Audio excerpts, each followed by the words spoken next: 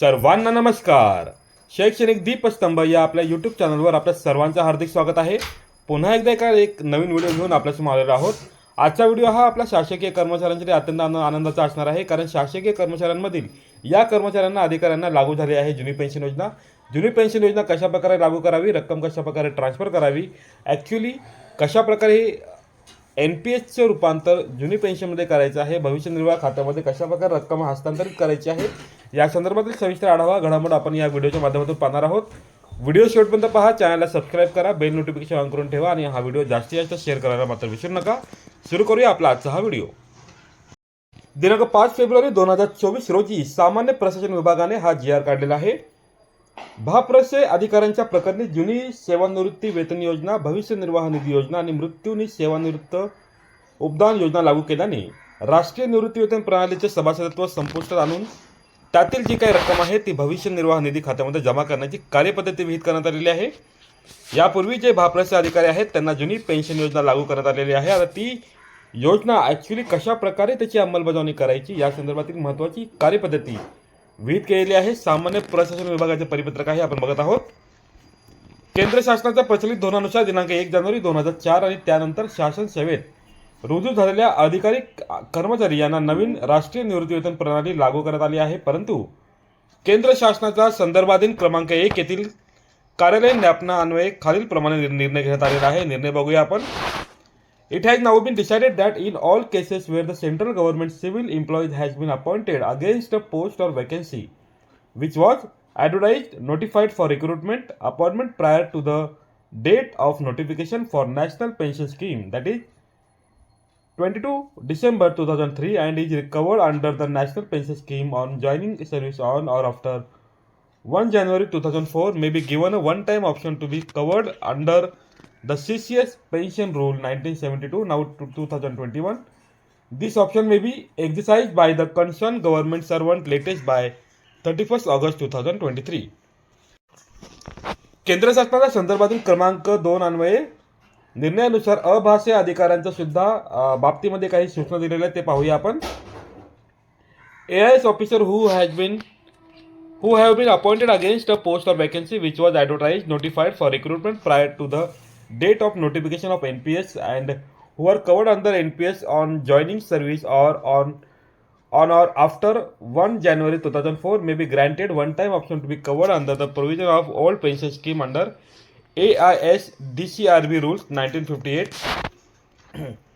Therefore, the members of the AIS selected through Civil Service Examination 2003, Civil Service Examination 2004 and Indian Forest Service Examination 2003 are eligible to be covered under these provisions. The option exercised by the members of services in accordance with these instructions shall be placed before the government of the state on which cadre the member of service is born. This option may be exercised by the concerned members of service latest by 30 November 2023. The members of service who are eligible to exercise the option in accordance with these instructions but who do not exercise this option by the stipulated date shall continue to be covered by NPS. The option once exercised shall be final.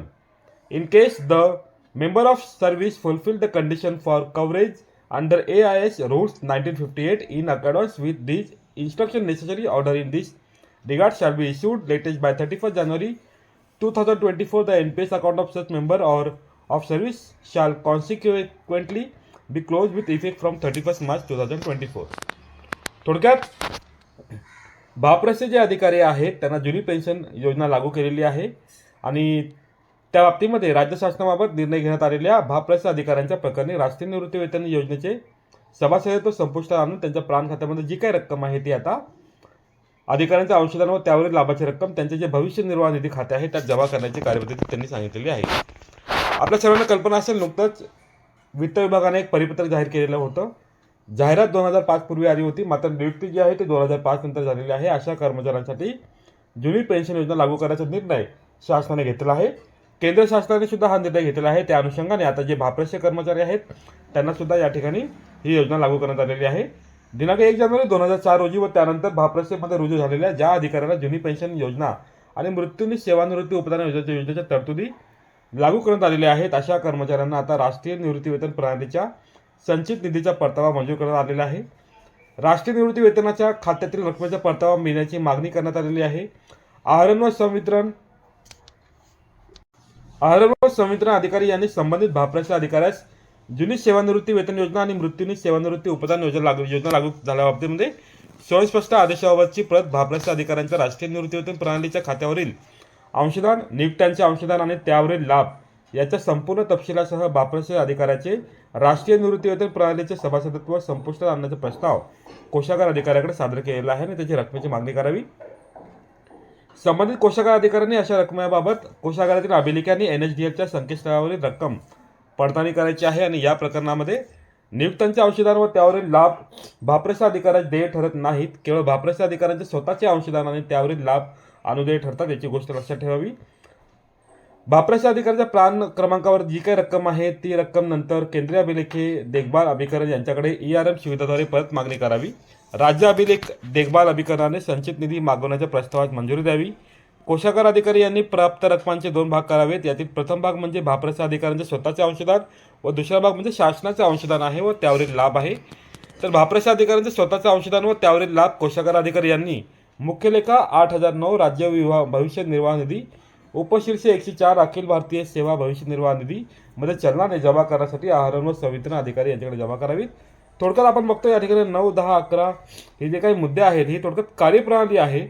आतापर्यंत जे भाप्राचे कर्मचारी आहेत त्यांना आता NPS योजना होती, मात्र त्यांना आता जुनी पेन्शन योजना लागू केलेली आहे. अंशदान जे जमा झालेलं आहे NPS खात्यावरती NSDL वरती, ते अंशदान कशा प्रकारे या ठिकाणी पुन्हा एकदा भविष्य निर्वाह निधीमध्ये जमा करावे याची इन्स्ट्रक्शन दिलेली आहेत. सूचना क्रमांक 9 आपण बघूया. भाप्राच्या अधिकाऱ्यांच्या भविष्य निर्वाह निधी खात्यात सदरची रक्कम जमा करण्यासाठी महालेखापाल कार्यालयास प्रस्ताव सादर करायचा आहे आणि महालेखापाल कार्यालय सदर रक्कम जी आहे ती चलनाच्या आधारे भाप्राच्या अधिकाऱ्याच्या खात्यावरती जमा करेल. मुद्दा क्रमांक 10. कोषागार अधिकारी यांनी दुसरा भाग म्हणजे शासनाचे अंशदान व त्यावरील लाभ राष्ट्रीय निवृत्ती वेतन योजनेतील नियुक्त्यांच्या अंशदानाचा मुख्य लेखाशीर्ष म्हणजे 8342 इतर ठेवी 117 परिभाषित अंशदान निवृत्ती वेतन योजना 215 परिभाषित अंशदान निवृत्ती वेतन योजना शासकीय कर्मचाऱ्यांसाठी भाप्राचे स्तर 1 आणि या अंशदान लेखाशीर्ष जे आहे ते आहे 86425366 या 66 या अंतर्गत करायचं आहे. मुद्दा क्रमांक 11 आहे. ज्या भाप्राच्या अधिकाऱ्यांच्या प्राण खात्यावर जमा असलेल्या नियुक्त्यांच्या अंशदानामध्ये केंद्र शासनाचे अथवा इतर राज्य शासनाचे अंशदान अंतर्भूत आहे अशा अधिकाऱ्यांच्या प्रकरणी वरील प्रमाणे कारवाई करताना कोषागार अधिकाऱ्यांनी ERM द्वारे मागणी करण्यापूर्वी NPS ट्रस्टला कळवून सदर ERM NSDL द्वारे बॅकएंडने करण्याबाबत मंजुरी घ्यावी. ERM द्वारे प्राप्त झालेल्या एकूण निधीपैकी केंद्र शासनाचे अथवा इतर राज्य शासनाचे अंशदान असा तिसरा भाग करून तो संबंधित शासनाकडे वर्ग करण्याकरता आहरण व संवितरण अधिकाऱ्यांकडे हस्तांतरित करावा. त्या अनुषंगाने विहित कार्यवाही करण्याबाबत संबंधित आहरण व संवितरण अधिकारी यांना सूचित करण्यात यावे असे निर्देश दिलेले आहेत. क्रमांक 12 आहे. प्रतिनियुक्ताच्या पदावर कार्यरत असणाऱ्या भाप्राच्या अधिकाऱ्यांच्या प्रकरणी वरील प्रमाणे कार्यवाही करण्यासाठी आहरण व संवितरण अधिकारी म्हणून कक्ष अधिकारी कार्यसन रोकशा सामान्य प्रशासन विभाग मंत्रालय मुंबई यांनी कारवाई करायची आहे. हे जे परिपत्रक आहे वित्त विभागाचा अनौपचारिक संदर्भ क्रमांक 424 सेवा 4 दिनांक 11 जानेवारी 2024 अन्वये प्राप्त झालेल्या मान्यतेस अनुसरून निर्गमित करण्यात येत आहे आणि हे परिपत्रक शासनाच्या संकेतस्थळावरती उपलब्ध करून देण्यात आलेलं आहे. अशा प्रकारे महाराष्ट्राचे जे राज्यपाल आहे यांच्या आदेशानुसार व त्यांच्या नावाने महाराष्ट्र शासनाचे अवर सचिव आबासाहेब कावळे यांनी हे परिपत्रक निर्गमित केलेले आहे. भाप्राच्या कर्मचाऱ्यांसाठी जुनी पेन्शन योजना लागू केलेली आहे ती कशा प्रकारे करावी, रक्कम कशा प्रकारे ट्रान्सफर करायची आहे या संदर्भातील सविस्तर आढावा आपण या ठिकाणी घेतलेला आहे. होपसो तुम्हाला हा व्हिडिओ आवडला असेल. अशाच प्रकारचे नवनवीन व्हिडिओ पाहण्यासाठी अपडेट्स मिळवण्यासाठी आपल्या चॅनलशी कनेक्टेड राहा. व्हिडिओ लाईक करा, शेअर करा आणि कमेंट करायला मात्र विसरू नका. धन्यवाद.